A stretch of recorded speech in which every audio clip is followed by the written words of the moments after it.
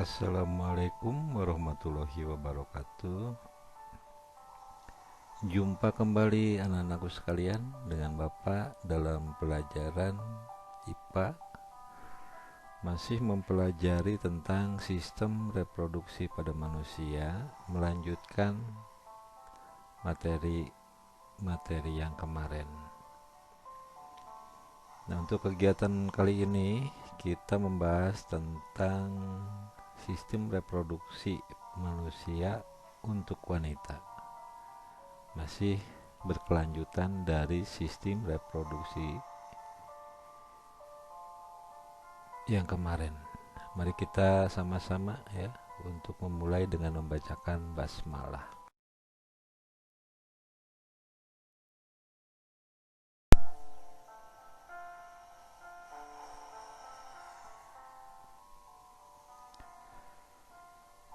Ya, pada kegiatan kali ini kita lihat beberapa istilah ya yang sering kita dengar, diantaranya yang pertama menstruasi atau head.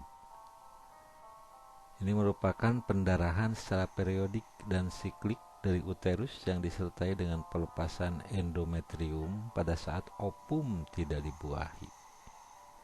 Nah, mekanisme siklus menstruasi dipengaruhi oleh pelepasan hormon-hormon yang berkaitan dengan adanya kerjasama hipotalamus dan ovarium. Ini jangan heran untuk kaum ibu ya, bagi wanita setiap bulan kalau sudah mencapai usia balik, akhir balik gitu ya, di antara 9 tahun, nah itu biasanya sudah mens ya. Jangan heran untuk perempuan ya, karena memang sudah menjadi takdirnya.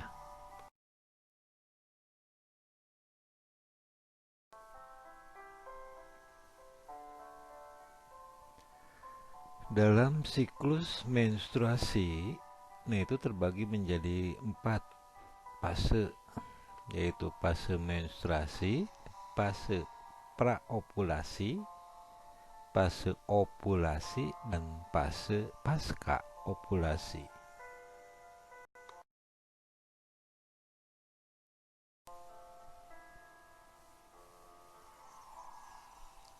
Nah, kalau kita lihat dari tabel ya, biasanya seorang perempuan menstruasi 5 hari, kadang-kadang lebih gitu ya.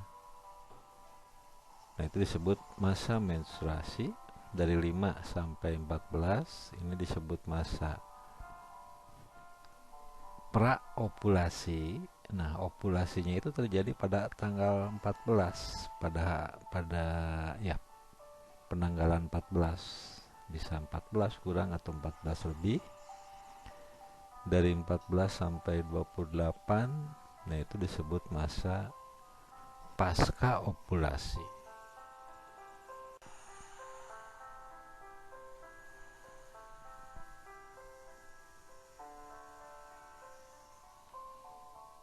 Yuk, mari kita lihat anak-anakku sekalian nih, tabel terjadinya siklus ya, yang disebut dengan fase-fase tadi, dan diantaranya 0 sampai 5 fase menstruasi, dari 5 sampai 14 masa praovulasi pada tanggal 14, masa ovulasi, dan selanjutnya adalah merupakan masa paskulasi.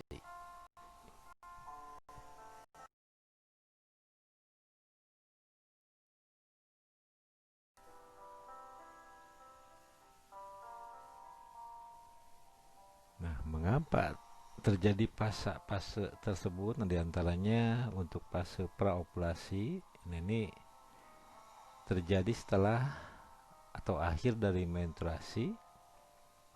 Hipotalamus mengeluarkan hormon namanya gonadotropin yang merangsang hipofisis mengeluarkan FSH. follicle stimulum hormone FSH ya, merangsang pembentukan folikel primer di dalam ovarium yang mengelilingi oosit primer. Keduanya akan tumbuh sampai ke-14 dari hari ke-1 menstruasi. Saat itu folikel matang disebut dengan folikel the graft dengan oosit sekunder di dalamnya. Selama pertumbuhan partikel melepaskan hormon estrogen yang menyebabkan pembentukan kembali lapisan endometrium atau proliferasi dan penetralan asam pada serviks agar lebih mendukung kehidupan sperma.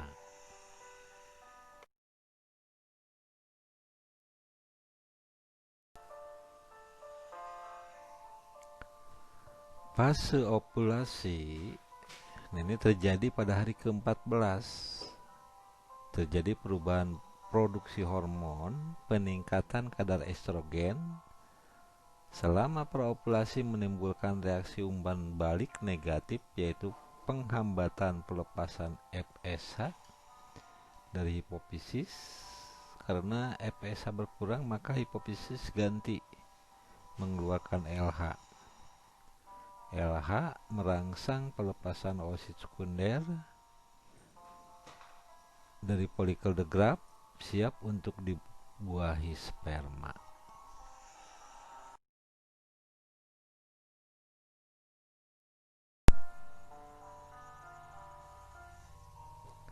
Dan terakhir yaitu fase pasca ovulasi.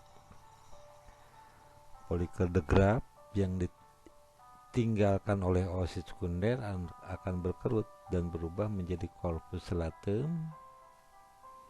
Corpus luteum tetap memproduksi estrogen dan progesteron. Keduanya bekerja menebalkan endometrium. Juga merangsang sekresi lendir pada vagina dan pertumbuhan kelenjar susu pada payudara. Keseluruhan fungsi tersebut adalah menyiapkan implantasi zigot pada uterus bila terjadi pembuahan atau kehamilan.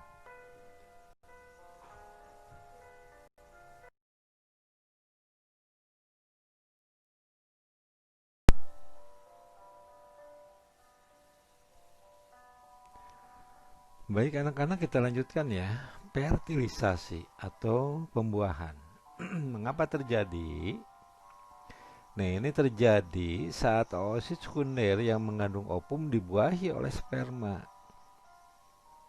Nah, sperma yang berjuta-juta banyaknya nanti hanya satu yang bisa nembus.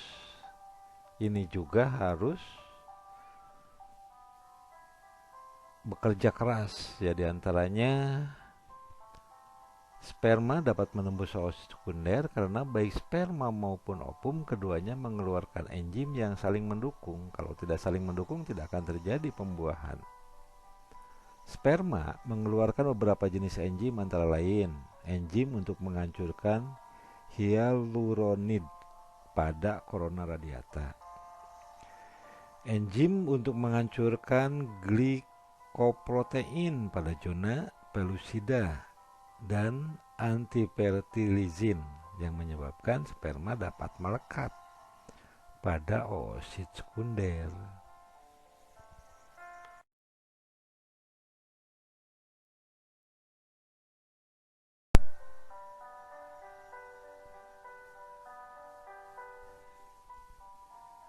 Yuk kita lanjut anak-anakku sekalian, fertilisasi atau pembuahan. Nah, bagaimana terjadi pembuahan? Saat satu sperma menembus oosit sekunder, segera terbentuk senyawa tertentu pada zona pellucida sehingga tidak dapat ditembus oleh sperma lainnya. Nah, masuknya sperma ke dalam oosit sekunder merangsang penyelesaian meiosis 2.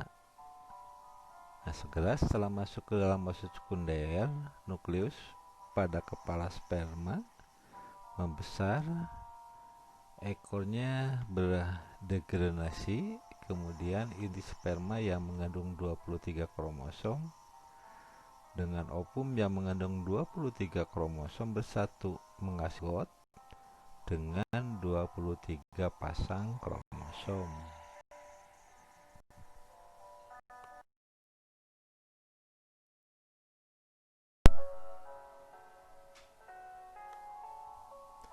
Dan yang terakhir adalah gestasi atau kehamilan.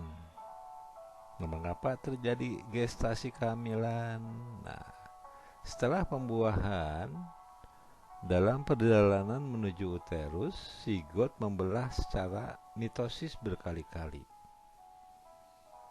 Sesampainya di dalam rahim atau dalam uterus, zigot akan diimplantasikan atau ditanam pada endometrium uterus.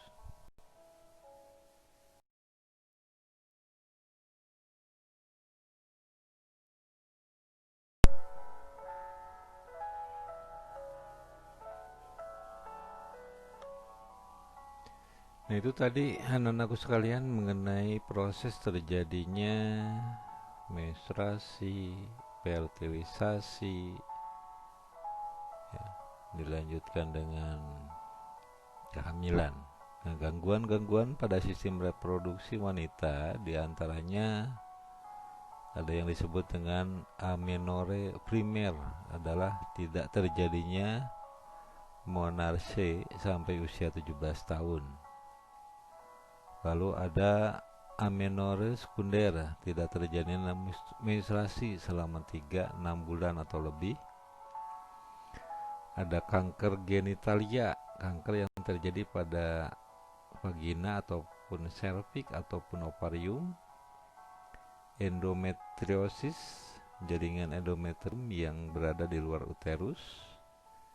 Infeksi vagina ditandai dengan keputihan dan gatal-gatal.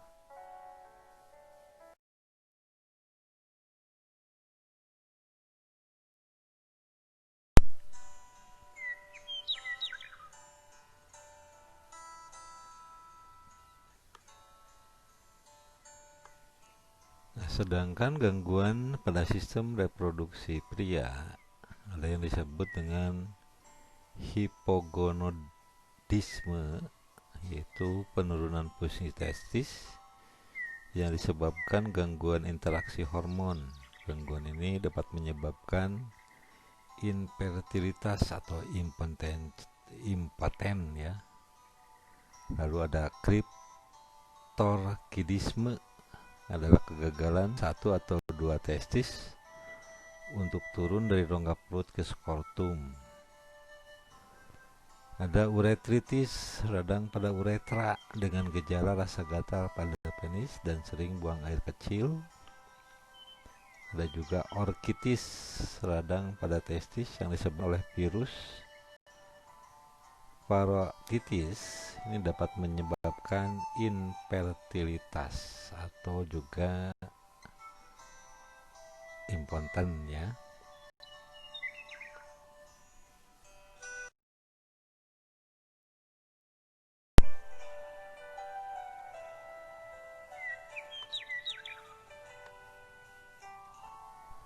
Selain itu, juga ada penyakit pada sistem reproduksi. Nah, diantaranya ada yang disebut dengan gonorrhea atau kencing nanah. Ini penyebabnya adalah bakteri Neisseria gonorrhoeae, ditularkan melalui hubungan seksual. Akibatnya radang pada organ reproduksi yang menyebabkan kemandulan mata, persendian, dan selaput otak pada bayi. Tanda dan gejala terdapat nanah pada ujung saluran kencing dan terasa panas terbakar saat buang air kecil.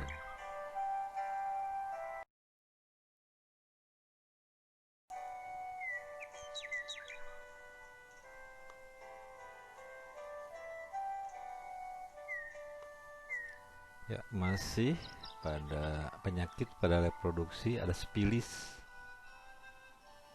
penyebab bakteri Treponema pallidum, ditularkan juga melalui hubungan seks.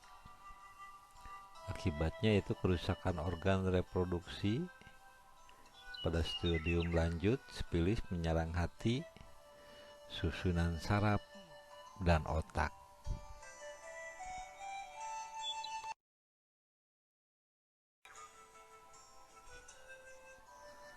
Yang selanjutnya herpes genital. Penyebab herpes genital ini yaitu virus herpes simplex serotype 2, ditularkan melalui hubungan seksual juga. Akibatnya gangguan pada organ reproduksi, kulit, dan menyebabkan kanker rahim.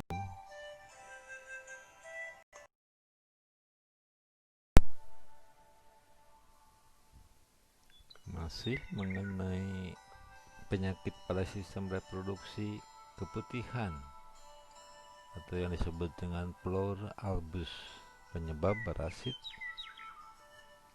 seperti jamur Candida albicans, Protozoa Trichomonas vaginalis, bakteri dan virus. Ini Candida albicans menyukai lingkungan yang mengandung gula dan hangat. Biasanya sering ditemukan pada wanita hamil dan penderita diabetes mellitus. Akibat gangguan pada organ reproduksi wanita.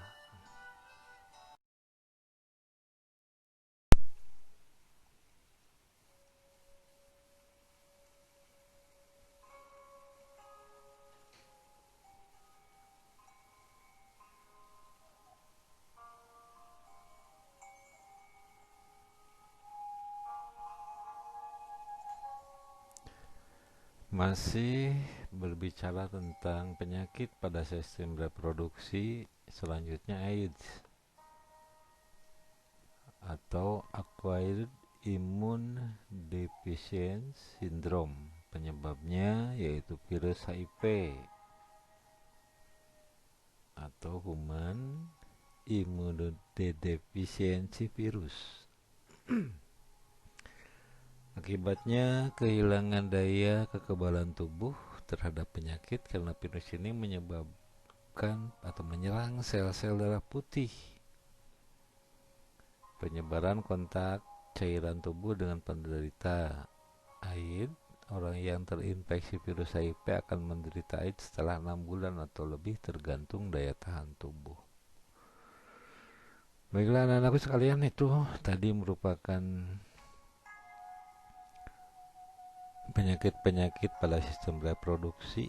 Makanya tak kenal maka tak sayang ya. Kenalilah diri sendiri, sayangi diri sendiri, terutama organ-organ yang sangat vital ya.